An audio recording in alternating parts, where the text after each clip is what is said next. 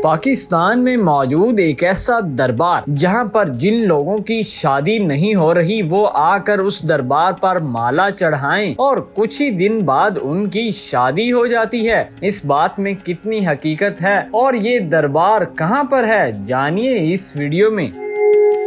इन गांव के लोगों की एक रस्म है कि जिसकी भी शादी होती है, चाहे वो बड़ा हो या छोटा हो, उसकी जो माला और कुल्ला जिसे पंजाबी में कहते हैं सेहरा, उसका यहाँ पे इस दरबार के ऊपर रखना ज़रूरी होता है और वो रख के जाते हैं ताकि उसकी शादी लंबी देर तक और तादेर कायम रखे। और इसकी दरबार के अंदर बड़ी दूर दूर से लोग अपनी बीमारियों का इलाज करवाने भी आते हैं। मेरे साथ यहाँ के बुजुर्ग मौजूद हैं, उनसे हम जानते हैं कि इस बात में कितनी सदाकत है। काफ़ी देर हो गई है जी, साढ़े समारे तो भी अगे की गल है।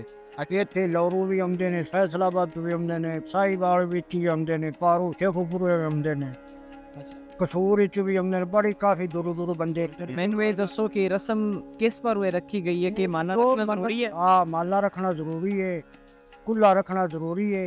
मन्नत जो मनोगे वो पूरी कर दे बाबा सासुदा। ये अगर मन्नत मननी है किसी कवारे लड़के की शादी ही नहीं हुई तो माला आके रखनी जरूरी है? बगैर शादी तो शादी उनकी हो जाए, मन्नत मनने। यानी कि जिसकी शादी नहीं हो रही हो आके माला रखे तो उसकी शादी हो जाए। हाँ जी नाज़रीन, इनका ये कहना है इन बुजुर्गों का कि जिस बंदे की शादी नहीं हो रही वो आके माला रखे और इसकी शादी हो जाएगी। ये रस्म कितनी देर की? काफ़ी देर वो अपने समारे तो भी अगे। ਤੁਹਾਡੀ उम्र कितनी है? साड़ी 50-60 साल हो। ਇੱਥੇ ਕਿੰਨੀ ਦੇਰ ਤੋਂ ਤੁਸੀਂ ਕੀ ਖਿਦਮਤ ਸਰ ਅੰਜਾਮ? ਅਸੀਂ ਬਸ ਸਿੱਧਾ ਬਸ ਖਿਦਮਤਗਾਰ ਹਾਂ। ਤੁਸੀਂ ਇੱਥੇ ਕਿਉਂ ਆਏ ਜੇ? बीमारी ਦੀ ਵਜ੍ਹਾ ਤੁਹਾਨੂੰ ਕੀ ਹੋਇਆ? ਲੱਕ ਨੂੰ ਦਰਦ ਸੀ।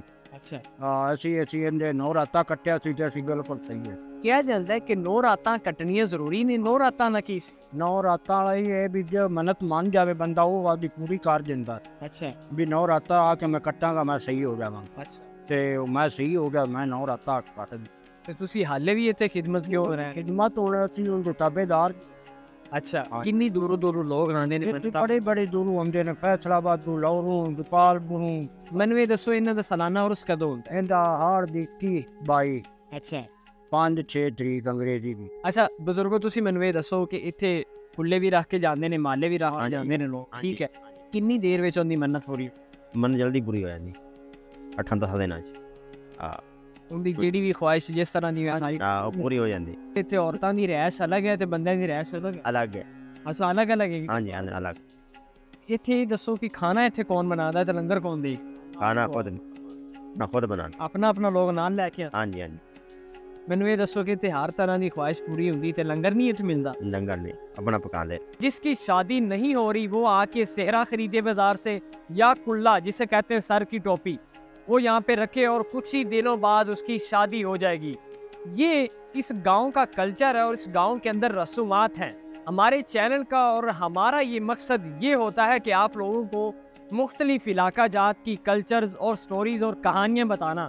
हमारा ये हरगिज़ मतलब नहीं होता कि आप भी इस दरबार के ऊपर आए, मन्नतें मंगे। तो आपको ये मैसेज है कि आपकी अपनी लाइफ है, आपकी अपना मजहब है, आपका एक अपना स्कूल ऑफ थॉट है कि आप आएँ या ना आएँ। इस चैनल का और हमारा ये मकसद है कि आप लोगों तक तमाम तर तफसीलात और आगाही पहुँचाई जाएँ ताकि आप लोग इन इलाके के मुख्तलिफ लोगों की रसूमात और इनके कल्चर जान सकें।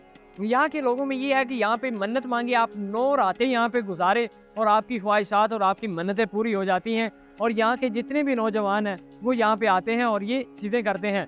इसी के साथ अपने मेज़बान को इजाज़त दीजिएगा। अल्लाह निगहबान।